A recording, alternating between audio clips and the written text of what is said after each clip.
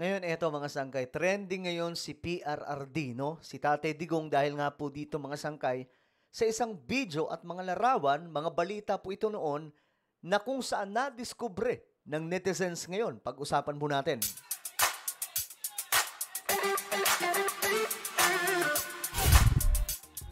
Hello guys, what's up? This is me, Sangkay Janjan. I'm back for another vlog today. Kamusta po kayo mga kababayan, mga solid sangkay? At ito nga po guys, pag-usapan po natin ang patungkol po dito mga sangkay na kumakalat po kasi ang mga larawan, mga video or isang video at isang mga balita mga sangkay na noon pa po itong panahon ni PRRD. Patungkol po itong mga sangkay sa bigas nung panahon ni Tate Digong na kung saan nahalungkat ng netizens ang talagang namang ikagugulat nyo po ngayon. Anyway, bago tayo mag-umpisa, paki-subscribe po muna yung ating YouTube channel. Guys, ayan po. Tayo ay 1.49 million subscribers na. Parami po tayo ng parami dito sa YouTube. So kung hindi ka pa po nakakapag-subscribe, makikita nyo po yung subscribe button sa baba ng video na to. I-click nyo lamang po yung subscribe, i-click ang bell, at i-click nyo po yung all. Sa mga nanonood naman po sa Facebook, i-follow nyo po yung ating Facebook page. Alright? Ngayon, ito na nga mga sangkay. Matindi po itong pag-uusapan natin ngayon dahil nga po, ito yung mga kumakalat. NFA rise sa panahon ni Duterte di lang bukbok. Parang may tae pa na nakalagay sa sako ng bigas, nakakahiya. Ngayon mga sangkayan, tingnan niyo po panahon daw po ito ni PRRD. Kaya po ito nauungkat kasi noon mga sangkay, nito lang, sinisiraan po ng mga toxic DDS ang 20 pesos na bigas ni Pangulong Bongbong Marcos. Ito po ay katuparan ng kanyang pangarap na magkaroon ng 20 pesos na bigas na mag-uumpisa na nga po doon sa Visayas. Okay? At ito ang matindi. Tingnan nyo po Ito ay makikita nyo 2018. Ayan po nakalagay, di ba? 2018. September 2, 2018. Bukbok glazed rice issue being blown out of proportion. Pinyol. Ito po yung kumbaga, nung panahon na yan mga sangkay, todo pagtatanggol yung mga ni PRRD, mga aliporis. Kasi nga po, may mga nakikita po talaga. Ngayon, ito. Tingnan nyo po Ayan. May mga kuto po, mga sangkay. Kuto ba tawag dyan? Basta mayroon pong ganyan. Dati kasi ang NFA, ganyan. Okay? Ang NFA before, mga sangkay, ganyan po talaga. Kasi, nung time na nagkaroon po ng krisis pagdating po sa bigas, panahon po ata ito ni, panahon ni Noynoy ata yun or ni Gloria mga sangkay. Panahon pa ni Gloria mga sangkay. Ganito na po talaga yung NFA. Kasi nagiging stock mga sangkay sa mga bodega ng National Food Authority. Ngayon mga sangkay, malayo na po yung kinaibahan. Kasi nga po si PBBM, yung NFA ngayon, mismong binibili sa mga magsasaka at hindi po nai-stock yung bigas. Ngayon, ito po kumakalat po ito. Panahon daw po yan ni PRRD. Ayan po mga sangkay, mga bigas. O ayan, 2018. Inaamag na bigas. Ayan po. Galing po yan sa GMA. Ayan po, GMA Public Affairs. Ayan po nakalagay. November 16, 2020. Inaamag na bigas. O, diba? Grabe naman yun mga sangkay. Tingnan nyo po. Tingnan nyo yan. Grabe, men. Kadiri, pambira. O, ayan, mga sangkay, kadiri, no? Pambihira, mga sangkay. Ngayon, ito na ang nangyayari. Yan po, makikita ninyo, may mga kadiri. So, ngayon, para mas malinaw, ito po yung video, mga sangkay. Nung time na yon, yan po, panahon po ni former President Duterte, pinapakain ng may bukbok ang bigas sa mga Pilipino. Okay lang daw, kanin, sabi ni Manny Piñol. Itong si Piñol, dati pong secretary po mga sangkay ng DA or Department of Agriculture. Ngayon, tingnan po ninyo mga sangkay. Ito, mawi-witness po ninyo kung gaano ka nakakakilabot tingnan ang bigas nung panahon na yon. Ang mga bukbok sa bigas na ito na hawak ni Agriculture Secretary Manny Piñol. Pwede mo bang isahin? Yes. Pwede mo bang isahin? Yes, sabi po ni Piñol. Tao po yan ni PRRD. During that time, si PRRD pa po yung Pangulo.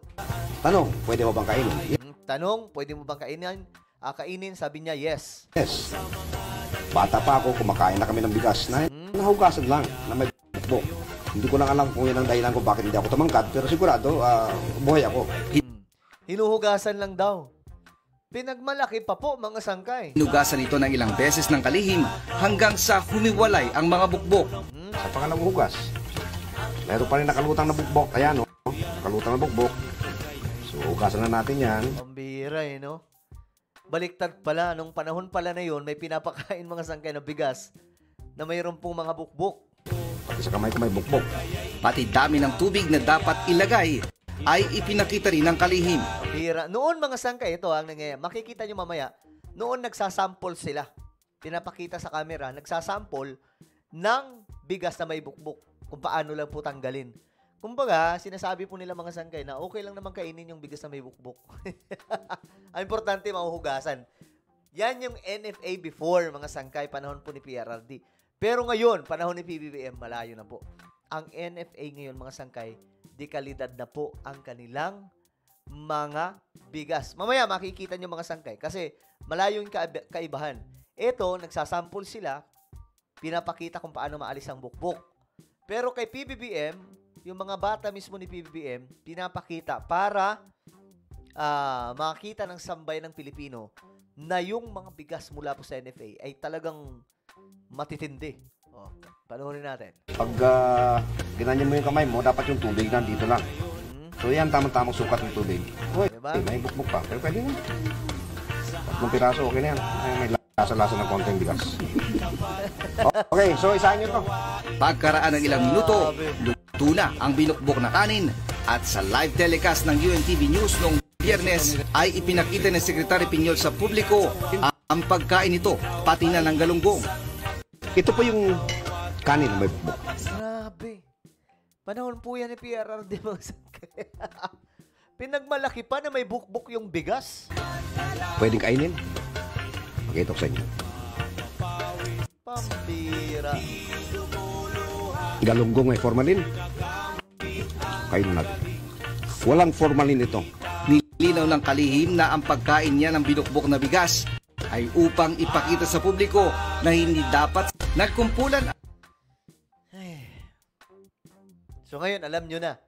Lalo pong malwiwindang ang sambayan ng Pilipino. Tungkol po dito. O, ito naman, mga sangkay, ito yung bigas ngayon. Ito yung NFA ngayon. Malayong malayo yung kaibahan sa NFA nung panahon ni PRRD.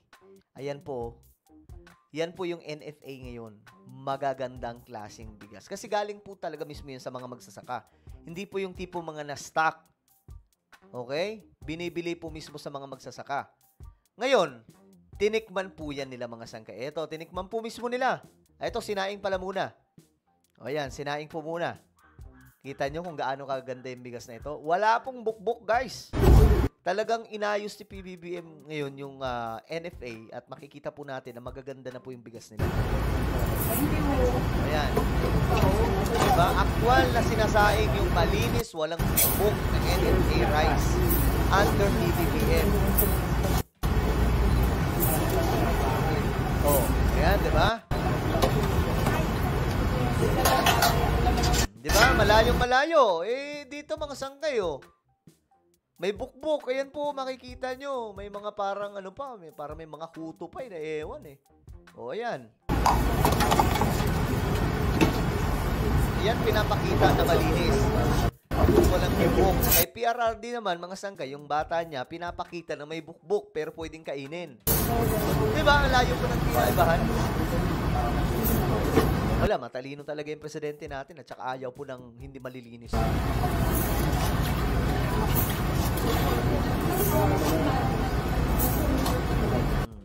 Diba? Aktual na sinasaing. Ready po, sir. For take out po.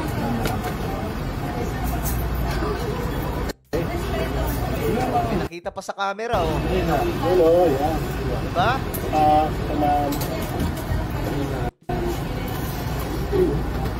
O ngayon, eto na yung luto na mga sangkay. Tingnan po ninyo yung luto na. Tinikman po ng mismong sekretary din po ng Department of Agriculture. Ito po, kasama po yung mga tao niya.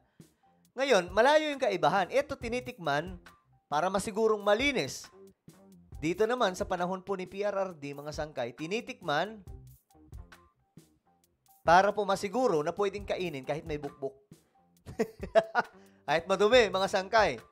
Ngayon, eto, panahon ni BBM, malinis po ang NFA, hindi po katulad noon, mga sangkay, magaganda yung klase ng bigas. O, ito, tinitikman po nila. Marami na ako nakain. Wala pang ulam yan, Sika. Wala pang ulam yan, no? Okay. Diba? Marami na ako nakain. You see, mga sangkay, magagandang klaseng bigas yan. Well, ngayon, kumakalat to sa social media, pinag-uusapan tuloy, panahon pala ni, alam nyo, nauungkat tuloy sa kakagawa nila ng fake news kay PBBM na yung bigas sa 20 pesos ay talagang may bukbuk. Ngayon, sila tuloy yung nabibisto. Ayun po, bumabalik sa kanila, bumabanda sa kanila. Well, ano po ang inyong opinion? Just comment down below. Meron po tayong YouTube channel, Sangkay Revelation. Hanapin nyo po ito sa YouTube. Kapag nakita nyo na, i-click nyo po yung subscribe, i-click ang bell, at i-click nyo po yung all. Ako na po yung magpapaalam. Mag-iingat pong lahat. God bless everyone.